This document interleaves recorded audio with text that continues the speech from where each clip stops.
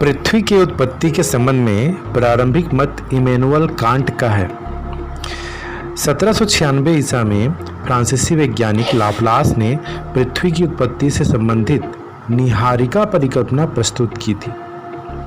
निहारिका परिकल्पना किसने प्रस्तुत की थी? लाप्लास ने की थी। ठीक है।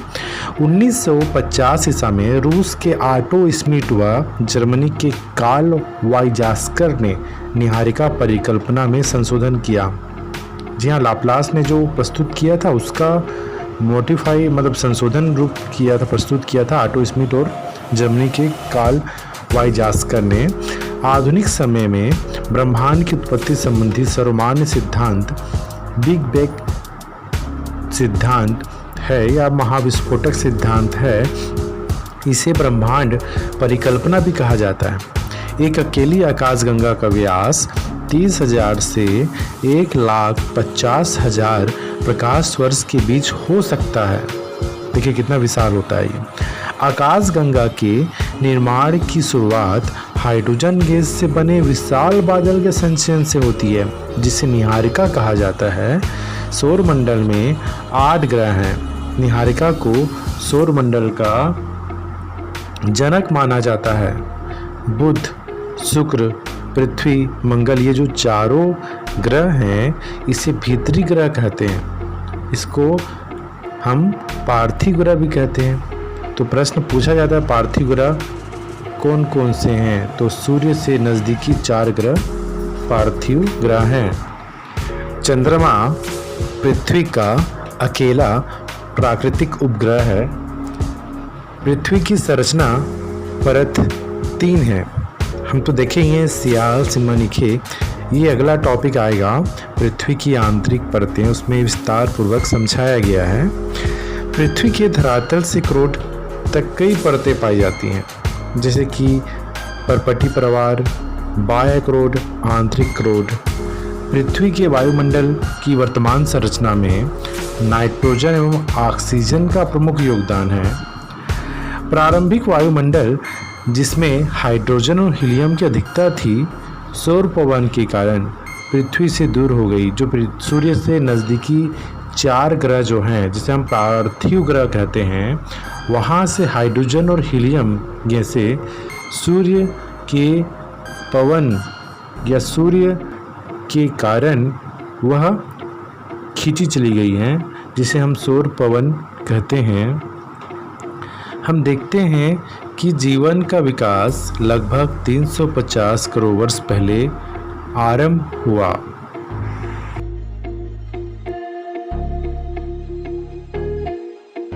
बिग बैंग सिद्धांत को एडविन हब्बल ने किस सन में प्रस्तुत किया था? आंसर है 1920 में। बिग बैंग की घटना आज से कितने सालों पूर्व हुई थी? 13.7 हजार वर्ष पहले। निम्नलिखित में से जोवियन ग्रह कौन से हैं? तो हम देखते हैं कि जोवियन ग्रह के अंतर्गत वे ग्रह आते हैं जो गैस से बने हैं, अधिक गैसी होता है, मतलब हाइड्रोजन हीलियम तो उसमें उपस्थित होता ही है। पार्थिव ग्रह में यह नहीं होता, क्योंकि सौर पवन के कारण अधिकांश गैस चली जाती हैं बाहर वायुमंडल से। अतः चंद्रमा की उत्पत्ति आज से लगभग कितने अरब वर्ष पूर्व हुई थी? तो 460 करोड़ वर्ष पहले चंद्रमा की उत्पत्ति हुई थी, जो कि पृथ्वी से ही टूटकर आगे बना था। पृथ्वी की उत्पत्ति के संबंध में 1955 में वायव राशि परिकल्पना का प्रतिपादन किया था इमैनुअल कांट ने। आंसर है इमैनुअल कांट ने ही वायव राशि परिकल्पना प्रस्तुत किया था। हम लोग इसको वीडियो में भी देख चुके हैं। मैंने इसका ट्रिक बताया था कि वायु को काटने की बात की थी। जी हाँ, वायव राशि परिकल्पना कांट। ग्रहों की उत्पत्ति ठोस कणों से हुई है, ये रियल में मानता है ग्रहाणु परिकल्पना। हाँ, ग्रहाणु परिकल्पना मानता है कि ग्रहों की उत्पत्ति ठोस कणों से हुई है। पृथ्वी के भूवैज्ञानिक विकास चक्र में प्राचीन कल्प कौन सा है? पहले तो ए ही आएगा, अ ही आएगा, मतलब आद्य महाकल्प। जी हाँ, आद्य महाकल्प, चाहे आप वर्णमाला में देख लीजिए तो अ ही पहले आता है, तो आप याद कर सकते हैं आद्य महाकल्प सबसे प्राचीन महाकल्प है। वर्तमान में प्राप्त होने वाली कोयले की चट्टानें हैं, तो कोयला रियल में कार्बन के 2 अपर रूप होते हैं, है ना। तो उससे आप ठीक कर सकते हैं कि कार्बन से बना होता है कोयला, तो कार्बोनिफेरस काल में कोयले की चट्टानें पाई जाती हैं। किस कल्प को हिमयुग के नाम से जाना जाता है, तो हम लोग पढ़ेंगे अभी प्लेस्टोसिन कल्प को। किस कल्प को हिमयुग के नाम से जाना जाता है, तो इसका आंसर होगा प्लेस्टोसिन कल्प को। वर्तमान मापन की देन है, मतलब वर्तमान मापन की देन है नवीनतम कल्प। पृथ्वी के भूवैज्ञानिक समय द्वारा चक्र को कितने महाकल्पों में वर्गीकृत किया गया है, तो 5 महाकल्प हैं।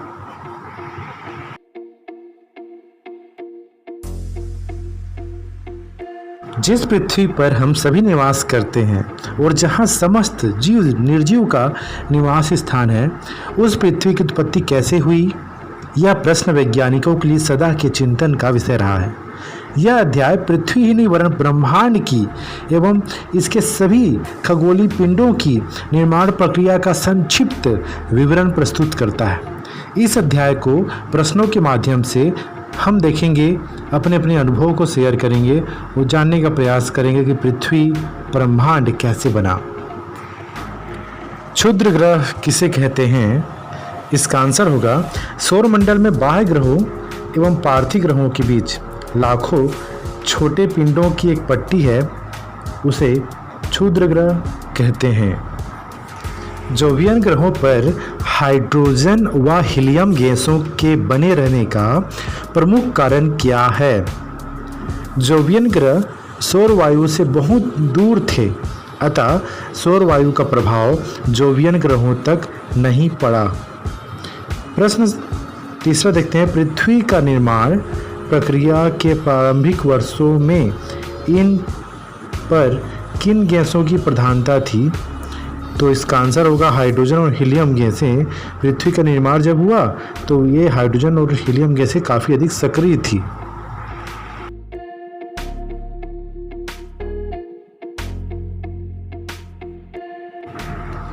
बिग बैंग सिद्धांत ब्रह्मांड के किन विकास की 3 अवस्थाओं का वर्णन कीजिए। काफ़ी इंपॉर्टेंट क्वेश्चन है ये कि महाविस्फोटक सिद्धांत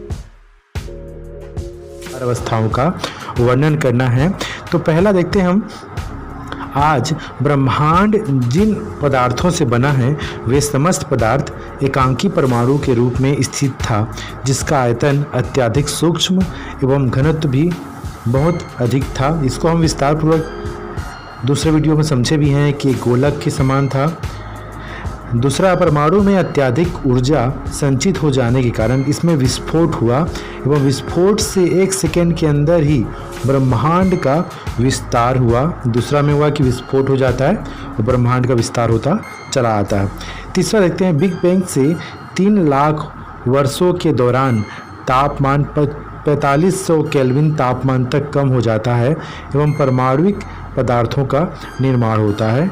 तो ये तीसरा भी है कि तापमान कम होगा और परमाणु पदार्थों का अर्थात ग्रहों का निर्माण हो जाता है। पार्थिव ग्रहों एवं बाह्य ग्रहों में अंतर के प्रमुख कारण क्या हैं, इसका उत्तर होगा पहला, पार्थिव ग्रह जनक तारे के समीप थे अर्थात हमारे सूर्य से, अतः अधिक तापमान के कारण वहाँ गैसें संघनित नहीं हो पाई, जबकि जोवियन ग्रहों के दूर होने के कारण वहाँ गैसें संघनित हो गई। दूसरा, सौर वायु के कारण पार्थिव ग्रहों के गैस धूल कण उड़ गए, किंतु जोवियन ग्रहों की गैसों को सौर पवन नहीं हटा पाई। तीसरा, पार्थिव ग्रह छोटे थे एवं इनमें गुरुत्वाकर्षण शक्ति कम थी, अतः इनसे निकली गैस रुकी नहीं। जोवियन ग्रह भारी थे, अतः उन पर गैस रुकी रही। तो देख सकते हैं कि चौथा पॉइंट अगर हम जानना चाहें तो जोवियन ग्रह का घनत्व अपेक्षाकृत कम होता है, जबकि गुरुत्वाकर्षण अधिक होगा। और जब पार्थिव ग्रह की बात आएगी तो पार्थिव ग्रह में घनत्व अधिक होगा, गुरुत्वाकर्षण कम होगा। हम बात कर सकते हैं जोवियन ग्रह अपेक्षाकृत अधिक भारी होगा और पार्थिव ग्रह उनकी अपेक्षा हल्का होता है।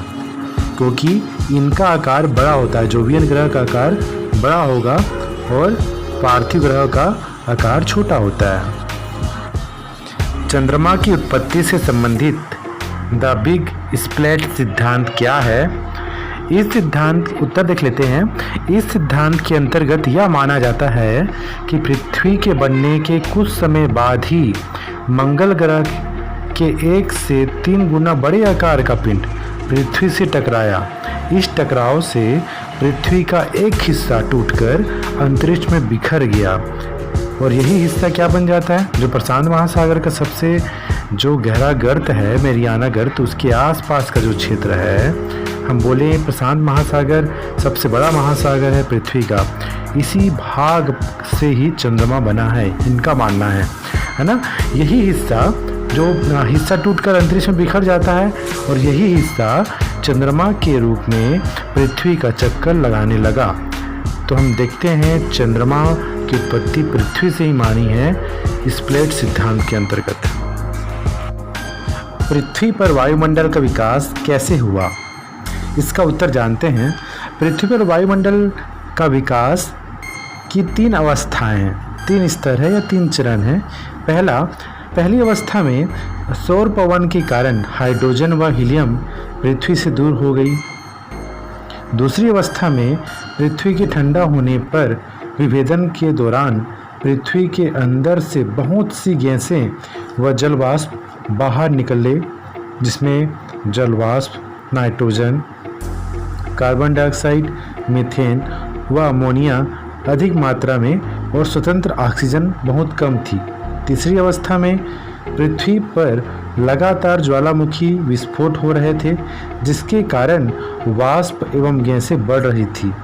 यह जलवाष्प संघनित होकर वर्षा के रूप में परिवर्तित हुई, जिससे पृथ्वी पर महासागर बने एवं उनमें जीवन विकसित हुआ। जीवन विकसित होने के पश्चात प्रकाश संश्लेषण की प्रक्रिया तीव्र हुई एवं पृथ्वी के वायुमंडल में ऑक्सीजन की अधिकता हुई। पृथ्वी की उत्पत्ति से संबंधित प्रारंभिक संकल्पनाओं को स्पष्ट कीजिए। प्रश्न है, उत्तर यही होगा कि पृथ्वी की उत्पत्ति से संबंधित प्रमुख प्राचीन संकल्पनाएं निम्नलिखित थी। पहला है निहारिका परिकल्पना। इस परिकल्पना के जनक इमैनुअल कांट थे। इनके अनुसार गैस एवं अन्य पदार्थों के घूमते हुए बादल से ग्रहों की उत्पत्ति हुई। जी हाँ, पहले तो ब्रह्मांड में धूलकण था। धूलकण में क्या होता है?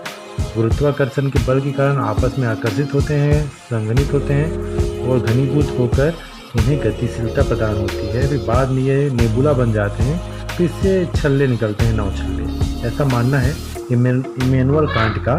फिर आता है दूसरा लाप्लास में। इस परिकल्पना में सुधार करते हुए कहा कि घूमते हुए नेबुला के कोणीय संवेग बढ़ जाने से नेबुला संकुचित हो गई और उसका बाहरी भाग छल्लों के रूप में बाहर निकला एवं बाद में ग्रहों में परिवर्तित हो गया। जो नेबुला था इमैनुअल कांट का, वो उसकी आलोचना हुई।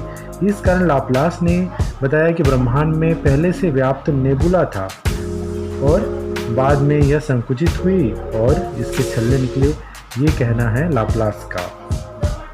तीसरा और अंतिम है चेम्बरलिन एवं मोल्टन के अनुसार सूर्य के पास से एक अन्य तारा तीव्र गति से गुजरा, जिसके गुरुत्वीय बल के कारण सूर्य सतह से एक सिगार के आकार का टुकड़ा निकला एवं कालांतर में उसी टुकड़े से ग्रहों का निर्माण हुआ।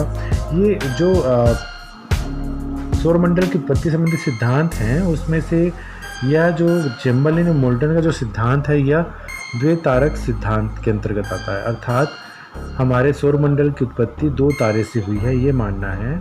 तो हमारा जो सूर्य था उसके नज़दीक एक विशाल तारा आता है और हमारे सूर्य से ही जो सिगार की भांति निकलता है ग्रहाणु, जिसको चेम्बरलिन एवं मोल्टन ने ग्रहाणु कहा और इसी को इन्होंने फिलामेंट कहा। फिलामेंट से ही 9 छल्ले बने, 9 ग्रह बने। तो ये चेम्बरलिन मोल्टन का है फिलामेंट, ग्रहाणु और ग्रहाणु परिकल्पना। इससे प्रश्न पूछे जाते हैं कि फिलामेंट क्या है, ग्रहाणु क्या है। प्रश्न पूछा जाएगा चेम्बरलिन और मोल्टन की ग्रहाणु परिकल्पना का विस्तार पूर्वक समझाइए।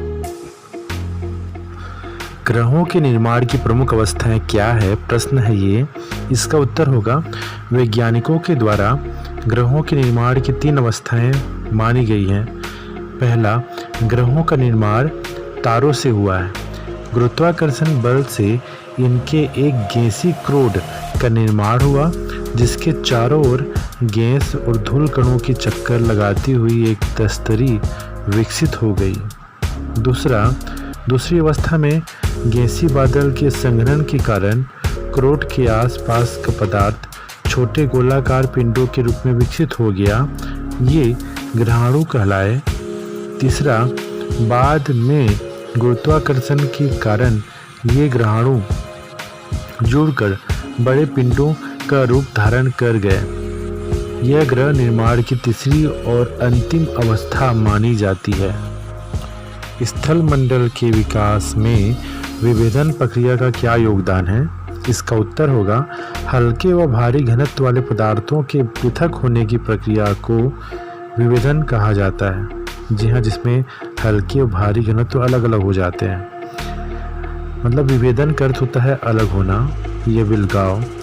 पृथ्वी की उत्पत्ति के दौरान अत्यधिक ताप के कारण पृथ्वी के पदार्थ द्रव अवस्था में हो गए, जिसके फलस्वरूप हल्के एवं भारी घनत्व का एक मिश्रण तैयार हो गया। घनत्व के अंतर के कारण भारी पदार्थ पृथ्वी के केंद्र में चले गए एवं हल्के पदार्थ पृथ्वी की सतह या ऊपरी भाग की तरफ आ गए। जी हाँ, पूरी तरह से यह तरल भाग में था पृथ्वी, जिसमें भारी जो पदार्थ थे जैसे कि फेरियम या निकिल, ये पृथ्वी के क्रोड में केंद्र में जाकर स्थिर हो गए और ऊपरी परत में जो बना है वो हल्की पदार्थों से बना हुआ है। समय के साथ ये पदार्थ और ठंडे हुए और ठोस रूप में भूप्रपटी के रूप में विकसित हुए।